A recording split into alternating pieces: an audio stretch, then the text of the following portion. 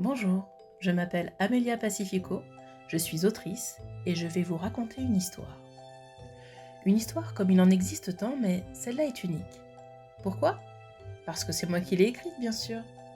Revenons à nos moutons, pardon, à nos flocons. C'est une histoire de Noël, donc, qui parle de Noël. Non, en fait, pas vraiment, excusez-moi. Alors, c'est bien une histoire de Noël, ça c'est bon, enfin, qui se passe à Noël, en tout cas en partie. Bon, bref, vous avez saisi l'idée. On va y suivre le cheminement de Mélissa, que l'on découvre à l'aube de sa vie, mais je ne vais pas tout vous dire tout de suite, sinon la campagne Ulule n'aura aucun intérêt. Mélissa, une jeune femme surbookée, qui déambule dans la vie comme en amour, sans regarder en arrière. Vous voyez ça? Eh bien, elle déteste. Oui, je sais, je ne me facilite pas la tâche pour une romance de Noël, mais attendez, il y a mieux. Lui, vous savez, celui que tout le monde aime, pour des raisons intéressées ou nostalgiques, eh bien, elle ne peut plus le voir en peinture. Et ça, c'est la faute de son père. Oui, je sais, c'est toujours la faute des papas. Et des mamans aussi, bien sûr, rangez vos fourches, ça va. Mélissa, notre héroïne, donc, vous l'aurez compris, est un être plutôt solitaire, qui aime l'hiver, mais pas le folklore qui va avec, surtout celui de fin d'année. Vous voyez ce genre de choses? Ce n'est pas sa came. Elle, c'est plutôt faire ses listes de cadeaux pour être sûre d'avoir ce qu'elle veut le jour J. Et puis, il y a son rendez-vous annuel avec son psy personnel, Max.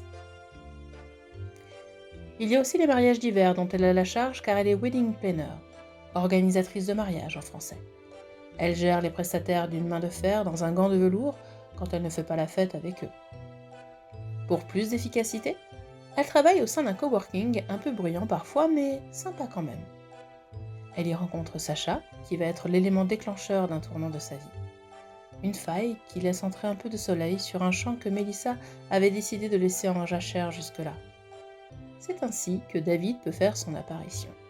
Je n'en dis pas plus, mais spoiler, il n'y a pas de plan à 3. C'est plutôt comme une étincelle dans sa vie. Et comme on parle de Mélissa, et de sa personnalité bien trempée, ces étincelles peuvent être de multiples natures. Mais ça, vous le découvrirez quand vous aurez ce magnifique brochet entre les mains.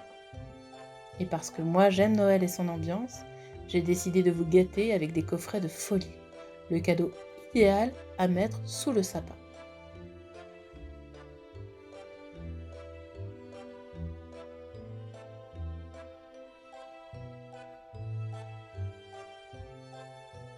Merry Christmas!